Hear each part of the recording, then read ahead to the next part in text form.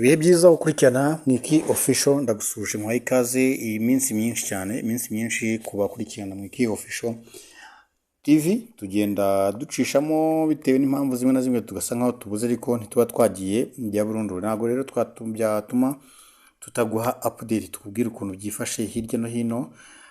Impande z'isi zigiye zitandukanye, hari intambara zigiye zitandukanye muri Ukraine, muri Israel, mu bikorwa byayo byo guhashya ibyihibe byo mu mutwe wa Hamas hariya mu ntara ya Gaza nyine, ndetse muri Ukraine naho bikomeje kuba bigenda bihinana, aho harimo haravugwa ibitero ku mpande zombi, aho i Kiev haraswa ubutitsa, ariko nabo bakaba bakoze igitero cyo kwimura, avuga yuko cyamaze kurasa i Moscow. Ibyo rero nabyo ni bimwe mu bigenda bivugwa hano mu burasirazuba bwa Kongo, naho biravugwa inkuru z'urugamba, birumvikana kubera ko ntabwo zirahagarara, ndetse hagacamo hakaza n'amagambo cyangwa se no guterana amagambo ku buryo bwa diplomasi hagati y'impande zombi. Ndavuga ku ruhande rwa AFC 23 ndetse na leta ya Kongo ihagarariwe cyangwa se ivugirwa na Muyaya.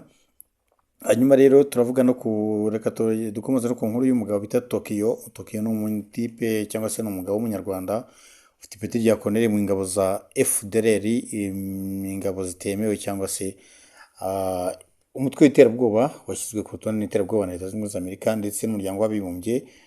Uyu mugabo rero akaba ngo yari killing machine rwose, yaricaga abantu hariya muri za Rucuro, yari yazonze abanyamurenge cyane cyane mu bwoko bw'abatutsi. ngo iyo yageraga kuri abo ngabo ntago yajyaga ashyiramo imiyaga. Kera kaba rero AFC 23 yaramufashe mushyira mu biganza, igiterijwe nuko wenda ashobora kuba yagezwa i Kigali agakanirwa urumukwiye, niba koko afite ibyaha yakoze yagizwe hano ku butaka bw'u Rwanda, cyangwa se n'inkiko wenda mpuzamahanga zikaba zishobora kubijyamo. Ntabwo turamenya aho byaba byakwerekeza. Ibyo rero uko byagenda kose, imihanda igomeza kugenda izamo ibinshi cyane, byinshi mu myidagaduro ho turakubwira ko bita Miki ndetse na Kapiteni Regis ndetse no bitaga Promota, kuko ni inkuru utashobora gusiga umwe muri abo ngabo. Bongeye bazana amakimbirane cyangwa se guterana amagambo nyuma y'igihe kirekire, hari hasa nkaho hajemo akantu kituze. Abajenere bo mu myidagaduro nabo bajyagirana ibibazo. Uyu Miki yahoze ari umugore wa Regis Kapiteni, cyangwa se yarakoranaga nawe, ujye gutyo sorry niba twenda tubituwe tubigize byinshi. Hanyuma nyuma biza kurangira nyine badahuje, ahura na Promota akubita agapapu, birangira abaye umugore we. Ubwo rero haje kugenda haza n'utuntu tw'udukimbirane gutyo na gutyo, tubaza kubinyuramo turebe ngo ni ibiki. Perezida Kagame yitabiriye inama yiga ku ishoramari muri Arabia Saudite. Hanyuma ibyabaye umunsi umwami Mutara wa gatatu Rudahigwa atura u Rwanda Kristu umwami. Hanyuma rero dukomeje no kuzindi nkuru, abayoboke 1.5 miliyoni, amashuri 300 n'ibitaro, ndetse imyaka 100 y'itorero Anglikani mu Rwanda.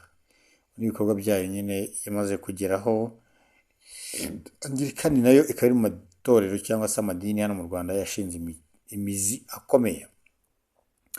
Habimana Kizito mu ndorerezi 67 zoherejwe muri EAC mu matora ya Tanzania.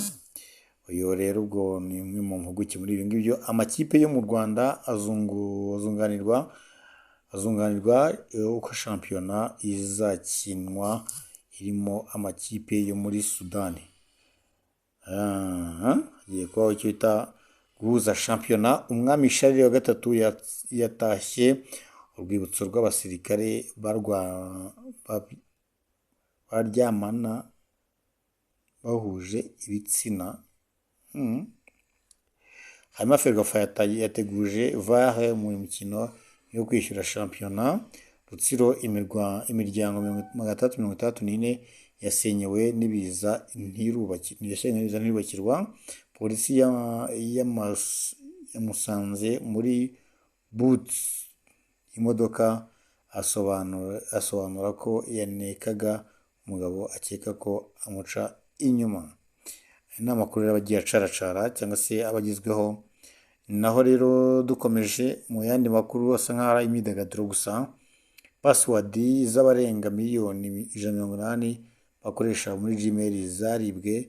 uko wamenya niba iyawe itekanye n'ibindi. Cindy Sanyu witegura gutaramana na The Ben yagaragaje uko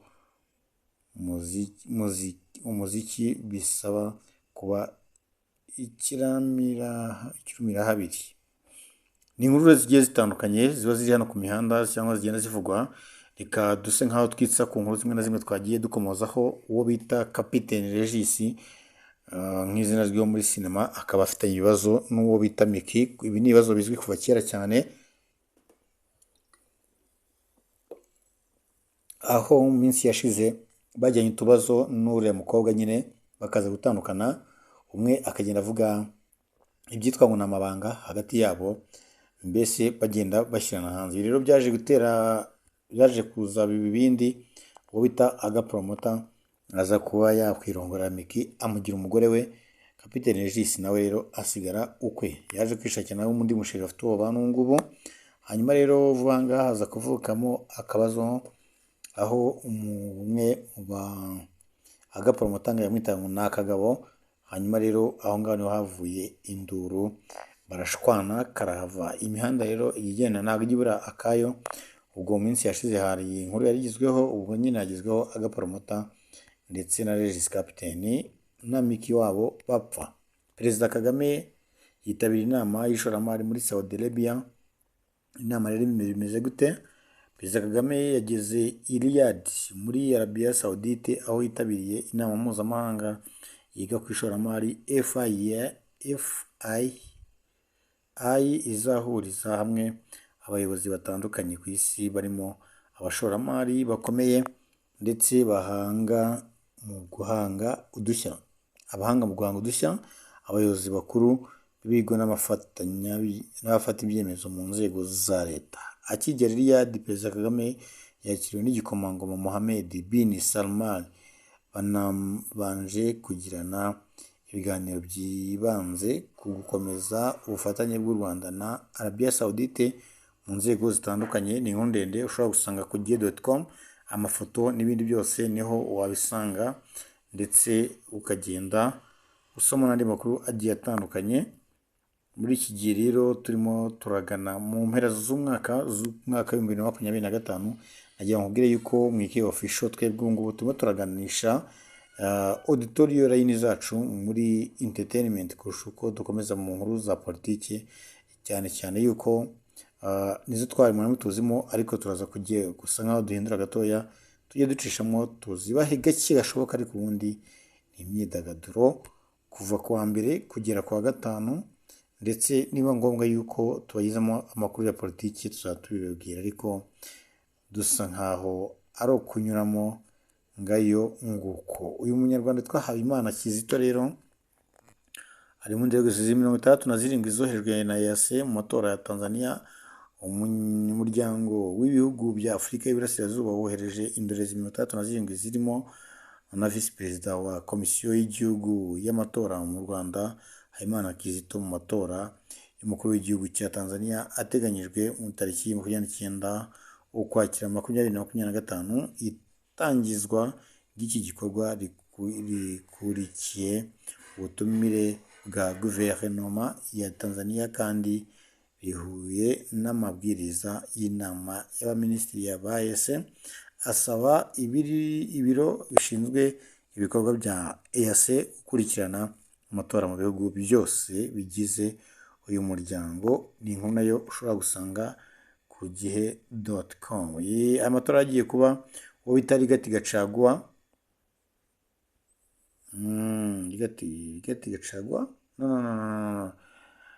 umugabo muri Tanzania w'umwopozi ukomeye cyane, uwo bita Chama cha Demokrasia Chadema. Uyu mugabo yiyoboye bibaye ibingibi by'amatora agiye kuba ariko afunze. Yitwa Tindirusu, akaba rero bigiye amatora agiye kuba afunze. Urumva ko rero icyitwa demokarasi kuri we akubwira yuko cyamaze gukandamizwa muri Tanzania, aho Chama cha Mapinduzi idashaka kuva ku ntebe ngo iheze na Chama cha Demokrasia. Nuko bimeze. Hanyuma rero uwo bita Papa Francis no umwami Charles wa gatatu akaba ngo yatashye urwibutso bw'abasirikare baryamana bahuje ibitsina. Niko bimeze. Umwami w'Ubwongereza Charles wa gatatu yatashye ku mugaragaro urwibutso rushya rw'igihugu rwubakiwe abasirikare babarizwa mu muryango wa LGBT+ uhuza abaryamana bahuje ibitsina n'abafite ibindi byiyumviro ku mibonano mpuzabitsina. Ni ibibazo niho si irimo kwerekeza. Ubwo rero uyu mwami nawe agasa nkaho yamaze gushyigikira. Nagira ngo abwire yuko leta y'Ubwongereza yo ifite pozisiyo yo kwemera biriya bintu by'ubutinganyi, kubera yuko ndetse n'amadini yaho menshi cyane cyane ya Protestant yaho bakaba babikora ku buryo bwemewe. Ni Mwiki Official rero nagira ngo nkubwire yuko igihe cyose twabanye, igihe cyose tuzabana, ujye ugerageza